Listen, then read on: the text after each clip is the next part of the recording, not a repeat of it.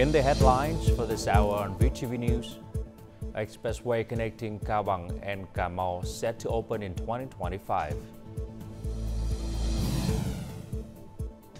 And tourism sector booms during Lunar New Year festivities.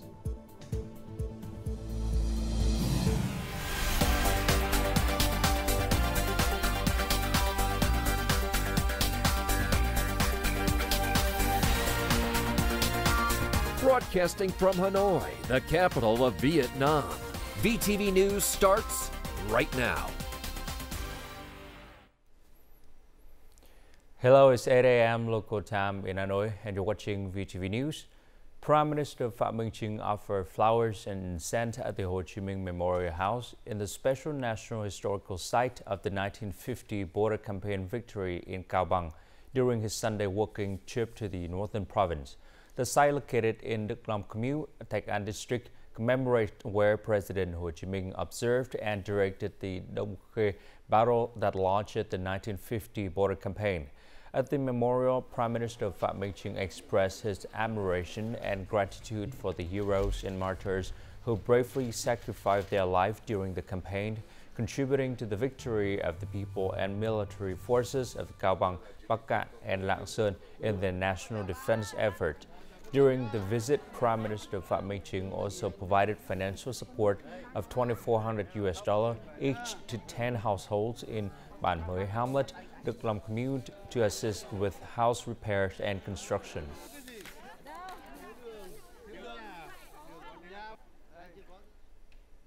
Prime Minister Phie inspected the progress of the Đồng Đăng Trà Linh and Hữu Nghị Chi Lăng expressways and met with officials from Cao Bằng and Lạng Sơn provinces to address challenges facing these key transport projects. During his visit to the Đồng Đăng, Trà Linh, and Hữu Nghị Chi Lăng expressway sites, Prime Minister Phie commended the workers, investors, and contractors for their dedication while urging increased productivity to meet the 2025 opening deadline. Highlighting the project's strategic importance for Cao Bằng and Lạng Sơn development, he emphasized the need for innovation, technology, and safety measures at construction sites. The Prime Minister then approved Phase 2 funding to expand the expressway to 4 lanes, a move aimed at preventing accidents and reducing long-term costs. He also endorsed investments in 2 new expressways linking Đồng Đăng, Trà Linh to both the Ta Luang border gate and Cao Bằng city, underscoring the need for coordinated infrastructure development to resolve these provinces' transportation challenges. Cao Bằng and Lạng Sơn are major traffic bottlenecks, which has prompted the party and state to focus on these northern provinces. Numerous meetings have been held to address this issue. We must take action, deliver results, and honor our commitments. The Prime Minister assigned agencies to select appropriate investment methods and ensure transparency while designating Cao Bằng as the investment manager.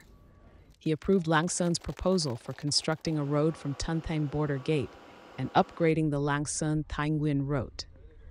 Both provinces must complete land clearance and infrastructure relocation, with all land transfers to contractors due by the first quarter. For the Hữu Nghị Chi Lăng project's funding, the Prime Minister directed the State Bank to work with Tien Phong Bank. He stressed the importance of balanced interests in public-private partnerships and tasked Deputy Prime Minister Trần Hồng Hà with finalizing decisions by February. Vietnam is preparing to enter a new era, an era of development, wealth, and prosperity. As the nation strengthens its position and capability, it is focusing primarily on innovating institutions and unlocking resources for development.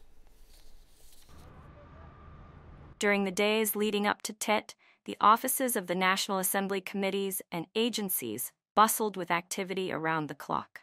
Draft laws awaited thorough examination before their submission to the National Assembly for consideration and approval at the extraordinary session scheduled for the first working days of the Lunar New Year. To create a more effective approach to legislative work, we need a process that is both scientific and practical.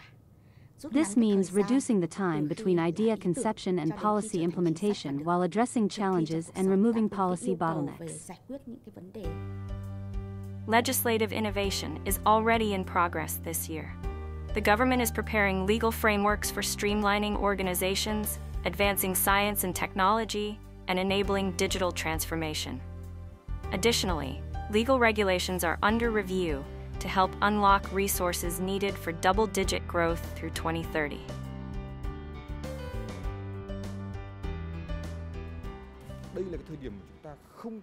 Now is the time to be more determined, bolder, and unwilling to retreat on institutional innovation. As we enter an era of growth, we cannot move forward with the outdated institutional system, which still faces bottlenecks and shortcomings. Institutional bottlenecks not only block economic development but also stifle creativity and technological innovation. If institutions fail to adapt in time, they will become outdated and hinder innovation. Therefore, removing these bottlenecks is crucial at this moment. Determination paired with decisive action and clear institutional frameworks will drive rapid development and breakthrough progress.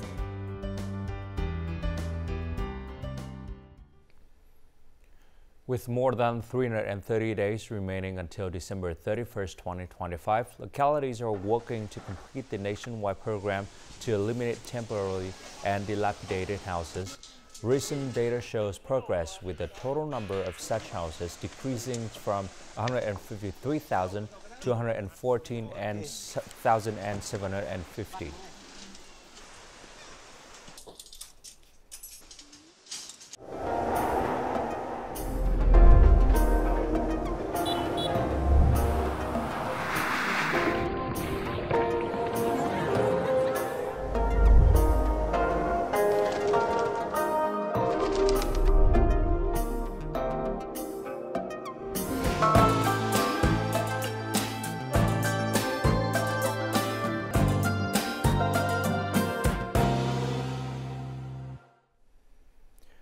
On the fourth day of Tết, markets, supermarkets, convenience stores, and grocery stores have reopened. According to the Ministry of Finance, from the afternoon of the second through the fourth day of Tết, market prices remain stable with an abundant supply of essential holiday goods. There was no hoarding of sudden price increases. However, consumer demand has been low after Tết. Only certain commodities, including fresh seafood, vegetables, and fruit, food and catering services, have seen strong sales.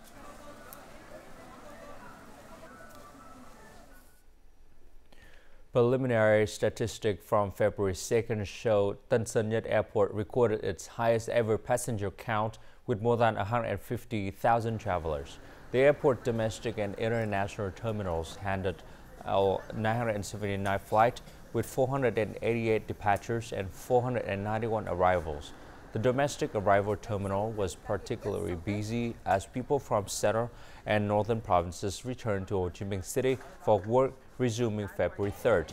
The Tết peak travel season is expected to continue until February 12th, with total passenger traffic through Tân Sơn Nhất Airport possibly reaching 4 million people.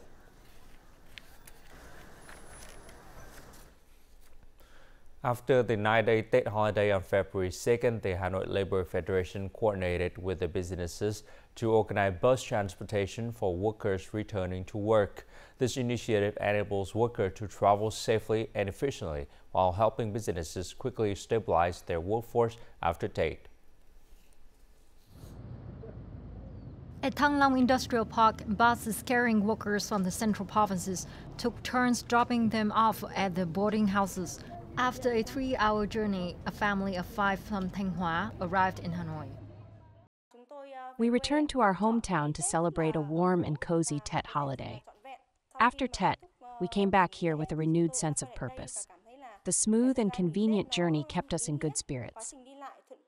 The provided transportation helps workers save on travel expenses at the start of the year. Upon returning to the city, they have the afternoon to rest and prepare before starting work the next day. I came back early so I can prepare for work properly, ensuring a smoother start tomorrow morning. The Hanoi Labor Federation provided free buses that brought over 400 workers and their families back to the factory. This program ensures workers can travel safely and conveniently after Tet. The union will initiate activities at the start of the year to help the workforce accomplish their tasks in the coming months. Beyond the union's transportation support, many businesses provide their own shuttle buses for workers. This arrangement helps factories quickly resume normal operations. During the 9-day Lunar New Year holiday, Vietnam attracted 12.5 million domestic visitors. Several major tourist destinations saw increased international visitors compared to the same period last year, signaling a promising outlook for the country's tourism industry in 2025. During the Lunar New Year, Hanoi welcomed 1 million visitors, including 142,000 international tourists, representing a nearly 16% increase from the last year. Ninh Binh drew over 700,000 visitors, with 130,000 being international tourists. For the new year, I wish my family good health and all the best. Da Nang welcomed nearly 230,000 visitors, a 30% increase from last year. We welcome over 10,000 visitors daily. International visitors enjoy Vietnamese Tet and participating in activities like asking for calligraphy, wrapping chung cakes, and playing folk games. Ho Chi Minh City led with 2.1 million visitors and nearly 307 million USD in revenue. In Tay Ninh, Ba Den Mountain drew 145,000 visitors on the fourth day of Tet. Coastal cities like Nha Trang, Vung Tau, and Phu Quoc drew hundreds of thousands, with 2 impressive nightly fireworks displays on Phu Quoc Island. It's very cool to be able to see a spectacle almost every single day here, and that's something that we wouldn't really be able to see anywhere else. Phu Quoc handled 134 flights daily, including 40 international flights, serving 22,000 passengers, triple last year's numbers. Hotel occupancy rates across many provinces reached 60 to 95% during the 9-day holiday, indicating a strong outlook for tourism this year. And now, as usual, let's continue with the weather forecast.